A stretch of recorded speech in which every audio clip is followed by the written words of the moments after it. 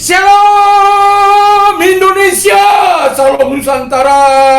Dari Sabang sampai Merauke, dari Miangas sampai Pulau Rote. Saya senang bertemu dengan Anda di malam ini, di mana Tuhan senantiasa mau menyatakan kebaikannya kepada bapak-bapak, ibu-ibu, saudara-saudara yang kekasih, handai tolan, sahabat-sahabatku, rekan-rekan, teman-teman, seluruh pemirsa diberkati oleh Tuhan, kebaikan Tuhan, kemurahan Tuhan, pertolongan Tuhan, seluruh energi Tuhan, kebaikan Allah senantiasa menyertai kehidupan kita mulai saat ini sampai selama-lamanya. Puji nama Tuhan, di sore hari ini kita kembali mendengarkan firman Allah sebelum kita tidur, sebelum kita beristirahat. Mungkin kita sedang membaca koran atau sedang menonton televisi, tapi izinkan kita sejenak mendengarkan firman Allah untuk menambah iman dan kekuatan bagi kita. Puji nama Tuhan, firman Allah masih dalam Yesaya 3 ayat yang ke-13 sampai dengan yang ke-15, tapi sorotan saya di ayat 14. Demikian bunyi firman Allah, Tuhan mengambil tempat untuk menuntut dan berdiri untuk mengadili bangsa-bangsa. Tuhan bertindak sebagai hakim atas tua-tua dan pimpin-pimpin umatnya. Kamulah yang memusnahkan kebun anggur itu, barang rampasan dari orang-orang tertindas tertumpuk dalam rumahmu. Mengapa kamu menyiksa umatku dan menganiaya orang-orang yang tertindas? Demikianlah firman Tuhan Allah semesta alam. Puji nama Tuhan, ini adalah tema dari firman Allah pada saat malam ini atau saat ini saya mau katakan adalah keadilan Tuhan, ya. Justice of God, keadilan Tuhan. Jadi, mengapa keadilan begitu penting di hadapan manusia, bahkan di hadapan Allah? Yang pertama, karena keadilan adalah bagian dari sifat Allah. Jadi Allah itu adil. Jadi kalau dia adil itu berarti apa? Dia melakukan apa yang benar berdasarkan prinsip-prinsip persamaan, kebenaran, dan bagi orang-orang yang melakukan keadilan dan kebenaran itu, mereka juga akan mendapat reward, hadiah, ya. Jadi itu sebabnya, tapi orang-orang yang tidak adil juga dia akan mendapat punishment, ya. Jadi ada reward and punishment. Bagi orang-orang yang adil dia akan mendapat reward, tapi bagi orang-orang yang tidak adil dia akan mendapat punishment. Nah, jadi keadilan itu adalah salah satu sifat dari Allah. Allah tidak ingin ada ketidakadilan. Kalau kita baca ayat ini, kita tadi pagi mengetahui bagaimana orang Israel melakukan apa yang tidak baik di mata Tuhan, melakukan yang jahat di mata Tuhan. Raja Ahaz maupun Raja Manase sama-sama jahat di hadapan Tuhan. Bahkan Raja Manase itu dikatakan bahwa ia mencurahkan darah orang-orang yang tidak bersalah. Itu saking kejamnya raja ini. Dan tadi pagi sudah saya katakan, akhirnya Tuhan menghukum dia. Tapi Tuhan itu maha baik. Dia ketika dia dalam pembuangan di Babel, Tuhan memulihkan dia dan membalikkan dia menjadi raja. Wah, puji Tuhan. Tapi Raja Ahaz dia tidak baik, tidak dikirimkan Raja Asyur, dikirimkan juga orang Edom dan orang-orang Filistin, ya. Mereka, tapi si raja ini bukan malah bertobat, dia malah dihukum, ya. Akhirnya dia dihukum oleh Tuhan. 20 tahun dia di usia 20 tahun memerintah, 16 tahun lamanya. Jadi bisa Anda bayangkan 36 tahun dia usianya. Jadi tapi ini si Manase usia 12 tahun, 55 tahun dia.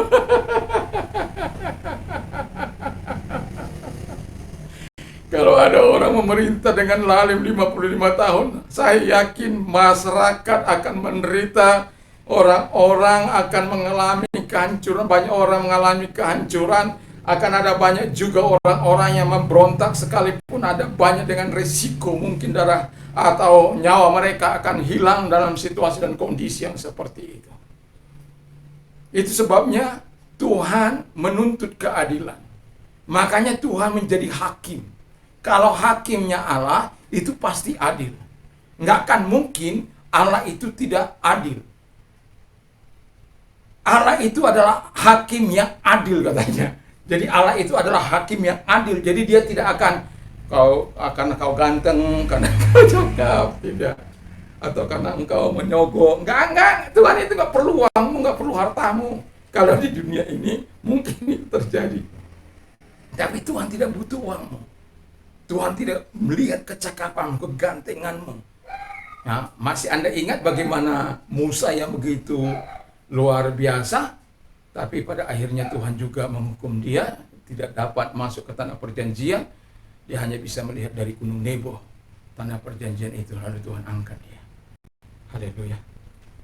Begitulah ya. Saya mau katakan Allah itu adil. Jadi ketika dia adil, orang-orang yang melakukan yang adil, dia akan bela, atau orang-orang yang tertindas juga akan dia bela. Karena ketika Tuhan membela kita, itu sebabnya kenapa kita orang-orang percaya tidak boleh membalas yang jahat dengan yang jahat, membalas caci maki dengan caci maki, kutuk dengan kutuk, tapi kalahkan kejahatan dengan kebaikan. Tapi ada banyak juga orang-orang percaya akhirnya terjerembab dengan sifat-sifat orang dunia sana. Mereka karena dikatakan kotoran ya, mereka juga dengan kotoran. Nggak perlulah ya. Kalau orang mencaci maki, orang pernah di sini orang karena orang saya ingatkan dia mencaci maki saya, banyak kata lah yang nggak benar ya. Secara manusia, kalau menurut saya udah mau saya aja, orangnya kecil, apalagi dengan pukulan saya yang betul-betul bisa mematahkan gitu loh. Tapi saya tahu dia bukan orang percaya. Saya tahu dia orang yang tidak sehat dalam imannya. Secara manusia kadang gitu ya. Tapi ya biar Allah yang membalas. Tapi akhirnya setelah saya melakukan itu, ya, Anda tahu. Jadi kalau dia rusak bannya, datang juga kemari. Dia jadi baik bang. Ganti ban, dia datang kemari, bang.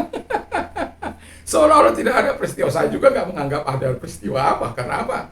Dia berada di luar sana. Itu sebabnya kita harus membalasnya dengan kasih, bukan membalas yang jahat dengan bukan caci maki dengan caci maki. Kalau dia mencaci maki, kita tersenyum aja, kita tertawa saja, walaupun sebenarnya ya, tapi saya bisa melihat kebaikan Tuhan itu. Dan pada akhirnya dikatakan, setiap kali jumpa bang, ya. Jadi memang kadang-kala ingin rasanya mulut ini, memangnya kau aja yang punya mulut gitu. Bahkan orang bilang kalau engkau menjumpa satu kali, aku salah sekali. Jangan ya. Yang kedua, keadilan dibutuhkan semua orang. Jadi yang keadilan itu dibutuhkan oleh siapapun, termasuk orang berdosa, termasuk orang benar. Kalau semua keadilan, orang bersifat adil dalam berdagang, menimbang adil dan lain sebagainya, berbuat adil terhadap anak, dan tidak ada karena kamu anak paling sulung saya akan lebih tidak. Semua kita perlakukan sama. Yang satu kalau dihukum ya dihukum, yang satu dimarah ya dimarah. Kalau memang salah harus dimarah. Ya, tidak ada yang hal-hal yang sangat istimewa. Tipe saya bukan seperti tipe Ribka dan Ishak. Ya. Yang satu mengasihi aku, yang satu mengasihi ini. Tidak. Kalau kamu salah, saya terjang. Tidak boleh ada dua singa di rumah.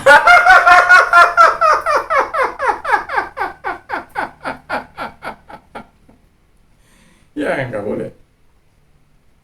Jadi kita turut aturan Tuhan, kita hidup bersama dengan Tuhan. Saya katakan kalau kita hidup bersama dengan Tuhan, sebenarnya kita memilih yang terbaik dari hidup ini. Tapi banyak kali orang tidak sanggup untuk memilih apa yang menyenangkan hati Tuhan. Karena godaan dunia ini, godaan game, godaan permainan, godaan apa. Kita bisa pusing sebagai orang tua akhir zaman ini. Nggak tahu lagi nanti masa-masa ke depan ini, bagaimana sifat-sifat anak. Saya sudah pernah katakan usia belum tamat SD, menanya hotel berapa biayanya, lalu ditanya mau ngapain kamu. Ah, mau bawa pacar saya. Anak kecil. Hah? Kenapa? Itu tuh ya. Di tangannya alat yang bisa membangun dia, tapi di tangannya juga alat yang bisa melumpuhkan imannya. Makanya saya katakan kepada anak-anak murid saya katakan, jangan pakai alat ini untuk menentukan imanmu, tapi pakai alat ini untuk mengembangkan kemampuanmu. Haleluya. Alat itu bisa menjauhkan yang dekat, tapi juga bisa mendekatkan menjauhkan yang dekat. Jadi bisa mendekatkan yang jauh, bisa juga menjauhkan yang dekat.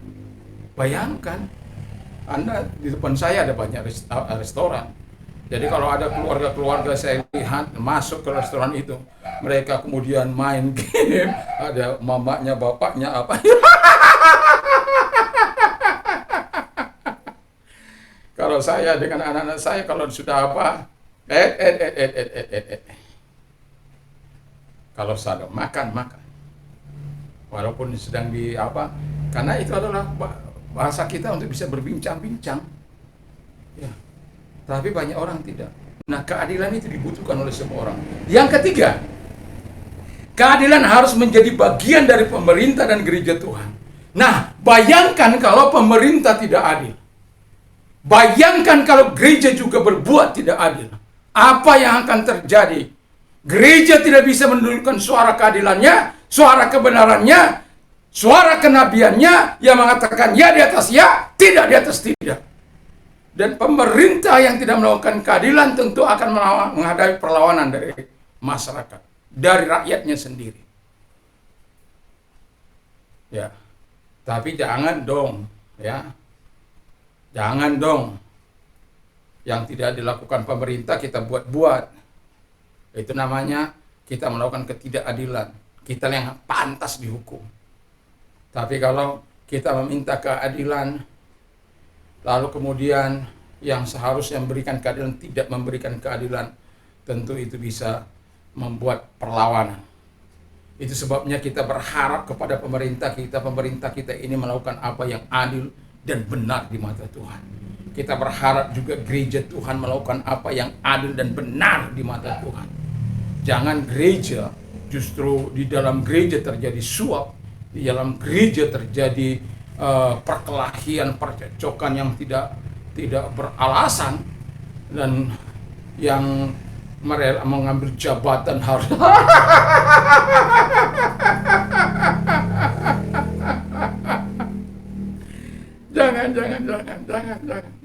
jangan ya, tidak baik. Gereja harus menunjukkan keadilan. Gereja harus menunjukkan teladan bagi dunia ini. Kalau gereja saja tidak menunjukkan keadilan, bagaimana dunia ini? Pemerintah kalau melakukan apa yang tidak adil, maka akan ada banyak orang melakukan hal-hal yang tidak baik. Kita sudah lihat bagaimana ada oknum-oknum melakukan ketidakadilan dan masyarakat melakukan penyerangan. Kenapa terjadi demikian? Di masa di mana orang-orang bisa mengupload begitu cepat, informasi tidak terhalang, yang dulu mungkin agak sulit, tapi sekarang ini tidak lagi sulit.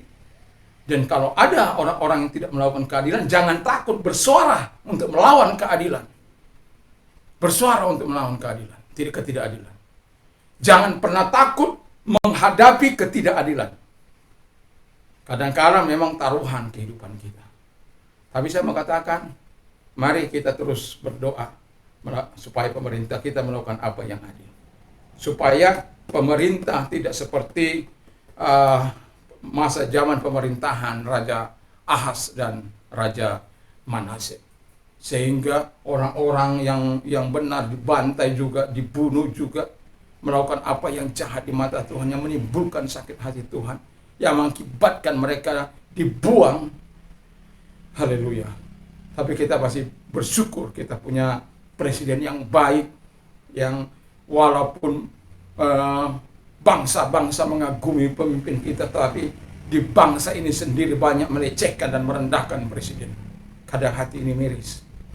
Tapi saya mau katakan, Memang tidak ada pemerintah yang sempurna, tapi setidak-tidaknya kalau melakukan apa yang baik dan benar di mata Tuhan, memperhatikan kesejahteraan rakyat, memperhatikan pembangunan semua lini kehidupan, mari kita mendukung. Gereja juga harus mendukung. Tapi jangan pernah gereja mendukung apa yang tidak adil.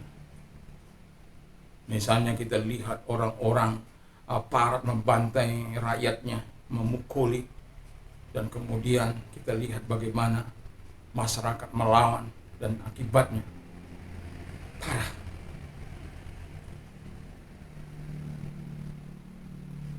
Parah. Makanya kita menghimbau kepada pemerintah dimanapun, apapun posisinya, dari Sabang sampai Merauke, dari Miangas sampai Pulau Rote, untuk melakukan apa yang adil, melakukan apa yang benar, yang baik dan benar di mata Tuhan. Kalau baik dan benar di mata Tuhan, itu pasti baik di mata semua orang. Tapi walaupun begitu, saya mau katakan tidak semua orang suka kalau kita melakukan apa yang baik dan benar. Karena ada mental seperti orang-orang di zaman Ahasveros, di mana orang-orang mental korup, sama seperti yang sedang terjadi wakil DPR yang sekarang ini, wakil ketua DPR yang diduga melakukan korup. Ada banyak, ya. Ini adalah ketidakadilan sebenarnya. Sudah mendapatkan kelimpahan, sudah mendapatkan yang luar biasa, nikmatnya yang diberikan oleh rakyat, karena rakyat yang memilih mereka, mendukung mereka. Tetapi justru mereka hanya mementingkan diri mereka sendiri, bahkan sampai mengkorupsi. Itu adalah bentuk ketidakadilan yang seharusnya uang itu bisa dipergunakan untuk rakyat, diambilnya sendiri untuk kepentingannya. Jadi jangan sampai seperti itu. Yang terakhir kata firman Allah,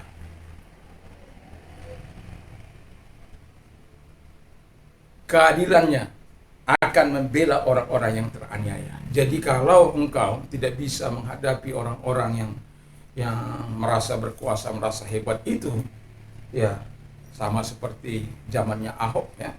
Kita nggak akan pernah lupakan sejarah itu. Makanya ada orang katakan diahokkan, kalau orang sedang dianiaya diahokkan, ya. Tetapi Tuhan itu adil. Ya, Tuhan itu adil. Orang-orang yang teraniaya, kata firman Allah, dia akan dibela oleh Tuhan. Kalau Allah yang membela, siapa lawan dia? Kalau Allah di pihak kita, siapa lawan kita? Tidak ada seorang pun yang dapat melawan. Jadi kalau Anda teraniaya, jangan merasa gusar, jangan merasa ini akhir dari segalanya. Jangan bahkan Anda malah bunuh diri lagi. Jangan. Bersuara.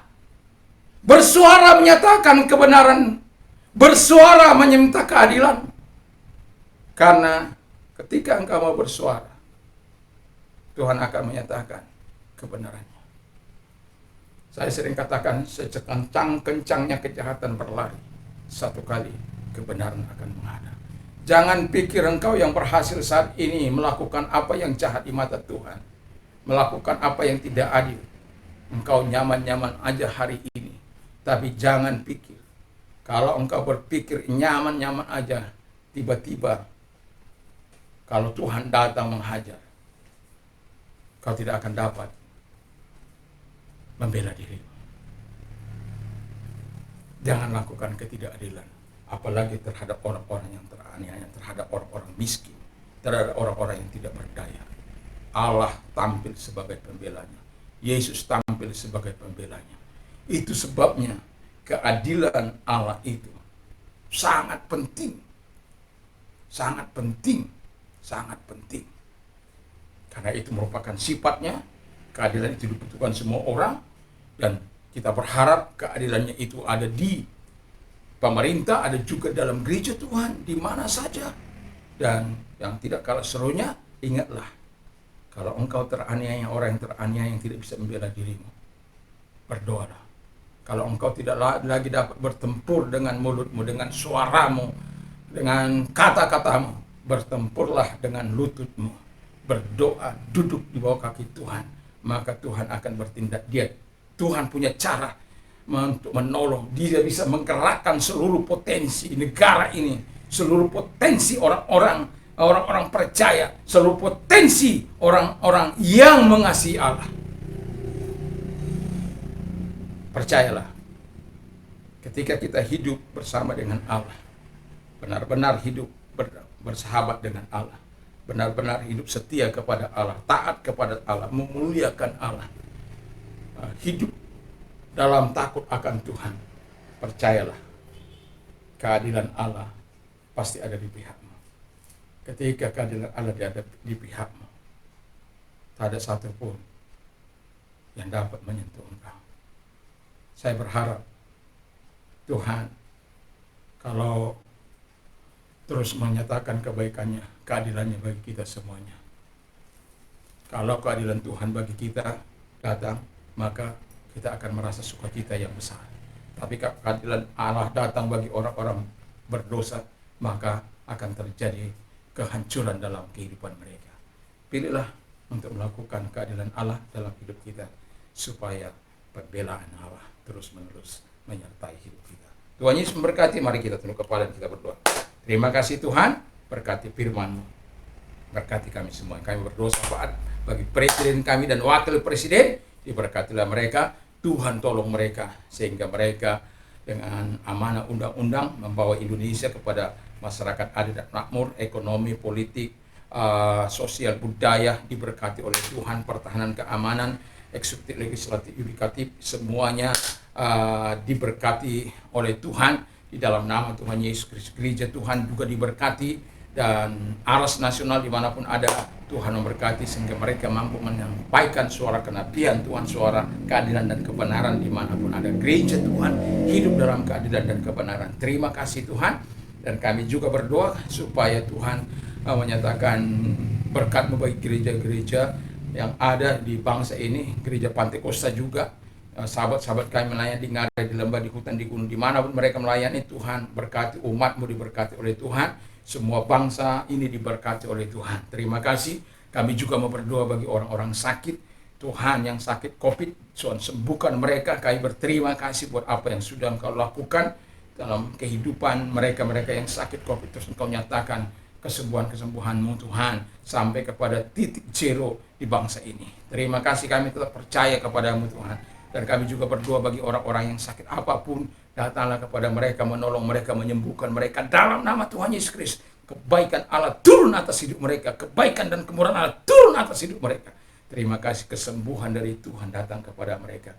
Baik mereka yang lumpuh, berjalan, lepra, lahir, kanker sembuh, yang buta melihat, yang tuli mendengar, dalam nama Yesus. Yang stroke disembuhkan oleh Tuhan, dipulihkan oleh Tuhan, dan yang mengalami benjolan-benjolan disembuhkan oleh Tuhan. Dan juga Tuhan Yesus, mereka-mereka yang mengalami, oh Tuhan, hepatitis disembuhkan oleh Tuhan, yang gagal ginjal juga dipulihkan oleh Tuhan, yang jantung dipulihkan oleh Tuhan, yang mandul dibuka kandungan mereka kembali dalam nama Yesus. Juga Tuhan Yesus, yang impoten Tuhan segarkan kembali ya Tuhan, pulihkan mereka di dalam nama Tuhan Yesus Kristus. Terima kasih. Apapun sakit penyakit mereka, seluruh kelemahan dan sakit penyakit, ketika mereka serahkan kepadamu, selalu ada mujizat bagi mereka-mereka yang berharap dan percaya kepadamu.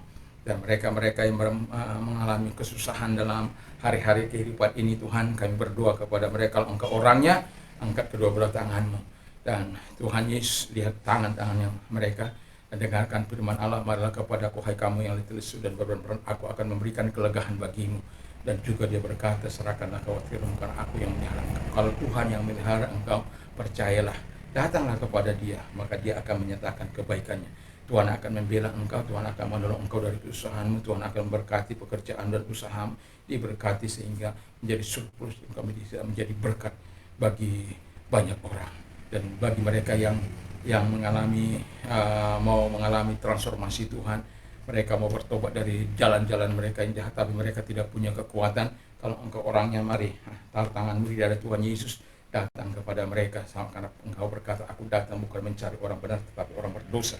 Datang kepada mereka, urapi mereka dalam nama Yesus, biar engkau membaptiskan mereka dengan kuasa-Mu di dalam nama Yesus, sehingga mereka melakukan apa yang baik dan benar di mata Tuhan, takut akan Tuhan ada dalam hidup mereka. Dengan sendirinya mereka akan melakukan hal-hal yang tidak berkenan, dan mereka akan hidup menurut apa yang Kau kehendaki dalam hidup mereka. Sama seperti Engkau datang mengubah Saulus, ubah juga mereka untuk menjadi terang, menjadi berkat bagi bangsa ini, bahkan bagi bangsa-bangsa. Terima kasih. Dan bagi Anda yang mau menerima Yesus sebagai Tuhan dan Juru Selamat, mari ikuti doa saya, dengarkan dulu firman Allah. Akulah jalan dan kebenaran dan hidup, tidak seorang sampai kepada Allah kalau tidak melalui aku. Yesuslah Juru Selamat itu.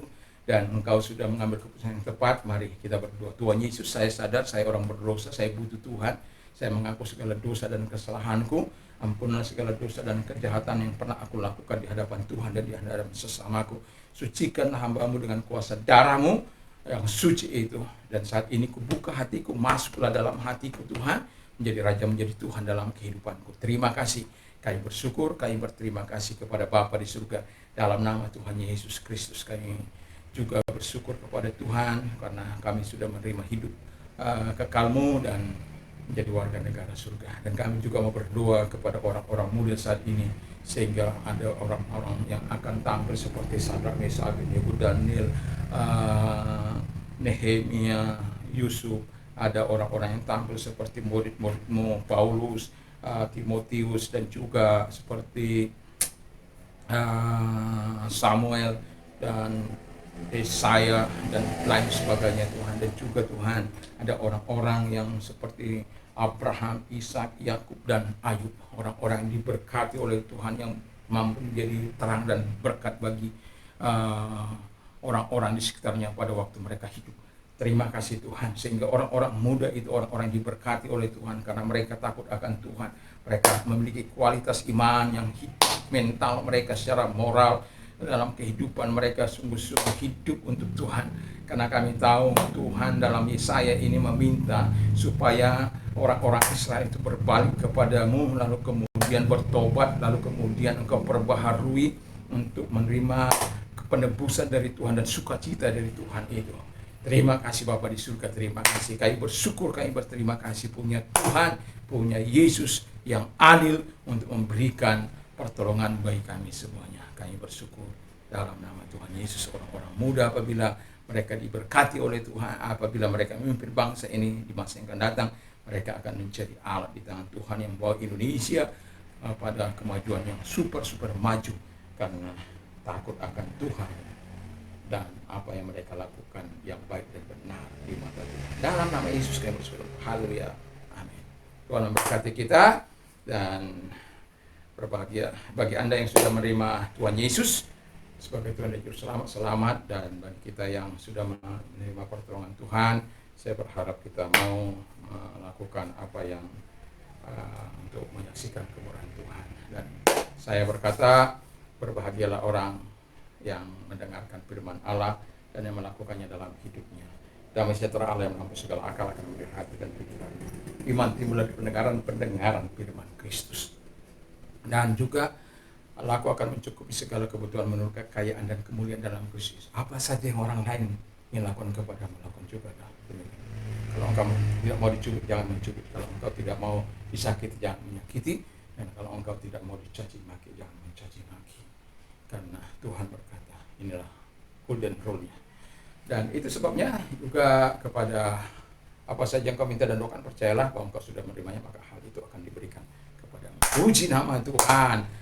Menangislah dengan orang yang menangis, tertawalah dengan orang yang tertawa. Dan doa saya dan harapan saya kepada kita semuanya, sehingga setiap kita bisa berkata segala perkara dapat kutanggung di dalam Dia yang memberikan kekuatan kepadaku, dalam Yesus yang memberikan kekuatan untuk melewati semasa-masa yang kita sedang hadapi saat ini. Tuhan Yesus memberkati sehingga setiap kita boleh tetap hidup menyenangkan hati Tuhan dan tetap tinggal dalam kemurahan Tuhan, tetap hidup membangun persekutuan kita dengan Tuhan sehingga keadilan Tuhan tetap tinggal dalam kehidupan kita. Puji nama Tuhan. Tuhan Yesus memberkati. Dan apabila Anda mau tidur, jangan lupa untuk berdoa, membaca firman Allah. Dan apabila Anda tidak bisa tidur, ingat, tidur itu karunia Tuhan. Dan Tuhan pasti memberikan kalau kita minta. Jangan gunakan pil penenang. Anda pengedar narkoba, pengguna narkoba, bertobatlah. Yesus mampu menolong engkau. Jangan hancurkan hidupmu karena narkoba dapat menghancurkan hidupmu, dapat menghancurkan usahamu, rumah tanggamu, pekerjaanmu, anakmu, usahamu, pekerjaanmu, dan juga bahkan bangsa dan negara ini. Katakan ya terhadap firman Allah, dan Tuhan no terhadap neraka. Tuhan Yesus memberkati. Salam Indonesia, salam Nusantara dari Sabang sampai Merauke. Dalam nama Yesus, haleluya. Amin. Tuhan Yesus.